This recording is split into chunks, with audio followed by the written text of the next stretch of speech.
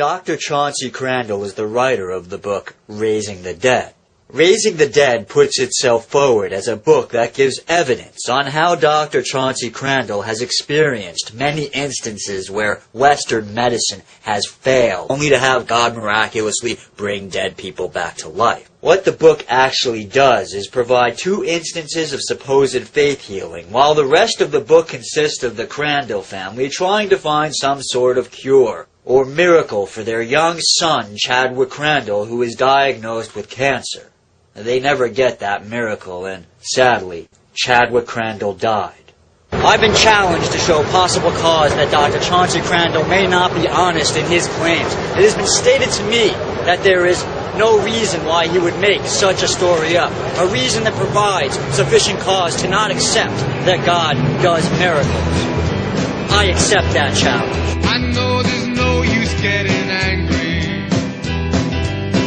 I know there's no use being sad. A little background on Dr. Crandall first. Dr. Crandall is trained as a doctor and cardiologist. In fact, he did some of his fellowship at New York City's Mount Sinai Hospital. He isn't some Kent Hovind University graduate. You can't just toss him in with the Popoffs and Hovinds of the world. Dr. Crandall claims that in 2006 a patient came into the ER, collapsed dead from a heart attack, and could only be brought back to life by the power of prayer. Now, despite the claim that he is a world-renowned cardiologist, I haven't had much luck finding anything written by him or about him that didn't come from a conservative Christian website, show, or blog. The same goes for his private practice, the Palm Beach Cardiovascular Clinic. Outside of the usual website mentions you get listing out area businesses, all I could find was a PDF from a court case involving a ruling by a judge on a contract dispute between the clinic and a former employee. What I didn't find are any mentions of peer-reviewed articles by Dr. Crandall, nor any publicity regarding his professional life outside of promoting Christianity and the products he markets and sells. But for promoting Christianity and the products he sells, I found many pages about Dr. Crandall and his miracle experiences, both by him and by others. The majority of these pages also conveniently mention his aforementioned book. These sites will often mention Dr. Crandall's online newsletter or offer online tests that inevitably lead to offering you a subscription for his newsletter that sells for about $50 a year. So we've got a doctor who out of the blue announces he's been part of a miraculous healing by God in a country that boasts that at least 70% of the population is Christian.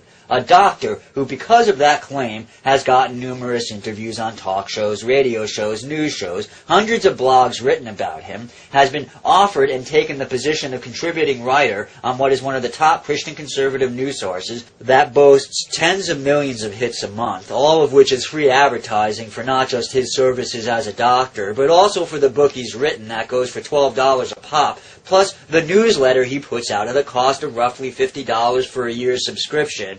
Just on a quick cost-profit analysis, if we think casually about how much he would have had to have paid for this sort of advertising to get the increase in client base that he's getting from solidly connecting himself to the conservative Christian movement, especially the charismatics, when you take into consideration all the wealth he gets from that connection, from the additional traffic to his businesses, subscribers to his newsletter, and purchases of his book, man, that's a lot of money. That is definitely good reason to wake up one day and say, to hell with it.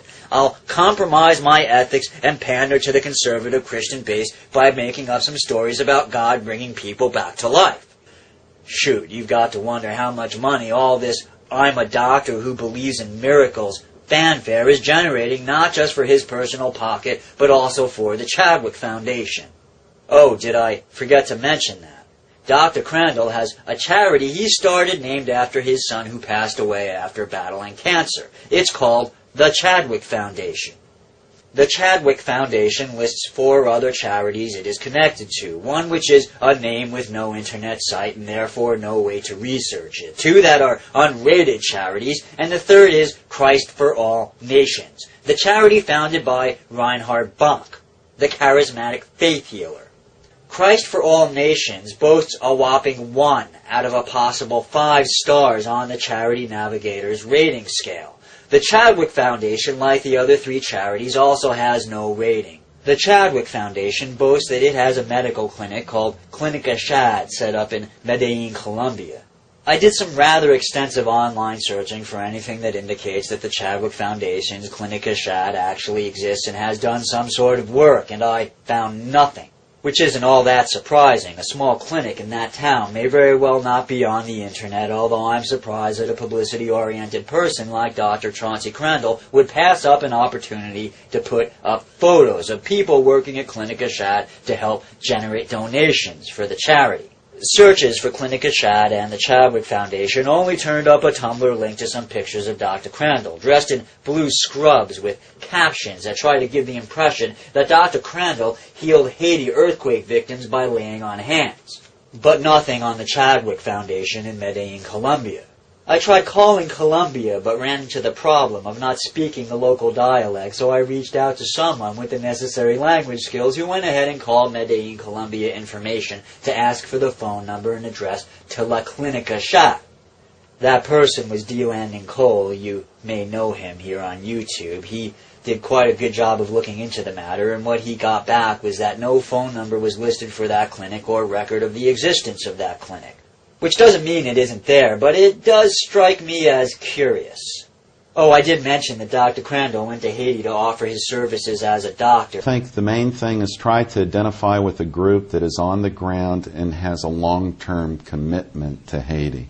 You know, there are many great organizations out there, but are they committed long-term, and do they have relationships on the ground working with local people there? Those are the people that I would donate money to and give assistance. And what they need right now is really cash. They don't need you to send rice or black beans. It's difficult to get that over there. But they need your money. And I would identify with many of the missionary groups that are on the ground, many of the churches that are there, the Red Cross and other relief organizations that have a long-term commitment to see Haiti turn around. I'm going to run with his advice and offer a list of reputable charities that are actually doing good work in Haiti that helps with rebuilding.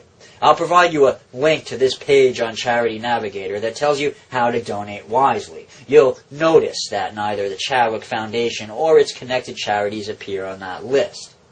There are other groups doing good work in Haiti that aren't on that list. For example, Cuba sent doctors to help out with the relief effort and has had people on the ground in Haiti helping to train medical personnel for years.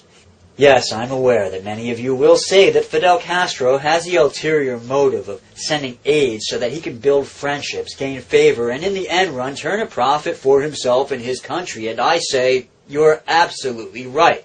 I have no problem with Fidel Castro using his charitable work to boost his own profits, or with Dr. Chauncey Crandall using his visits to Haiti to bring himself greater publicity, but there does come a moment when you have to look at the why behind the what, and determine if the good works a person does can be defined as simply good. As if the good Dr. Crandall did in Haiti is overbalanced by the bad he does by offering support to the morally reprehensible con artist industry that is faith healing, well, that is hard to determine at just a casual glance. With a faith healer like Peter Popoff, the harm being done is clear, and the scales tip easily with Popoff weighing down the guilty side with plenty of pounds to spare. But Dr. Crandall, it is not as straightforward a scenario. This is America, a land where, when it comes to Christianity, the goalposts for proof of morally questionable behavior are raised higher. What would be considered outright criminal behavior when secular is often given a wink and a nod, or at least a look the other way, by those in power once the label of Christian faith is tacked onto it. What Dr. Crandall believes is open to dispute, but I do think I've laid to rest any claims that there is no logical reason why Dr. Chauncey Crandall would lie about his witnessing of miracles. This is the True Puka coming to you from Times Square in New York City, saying, check the facts. In the absence of facts, be circumspect.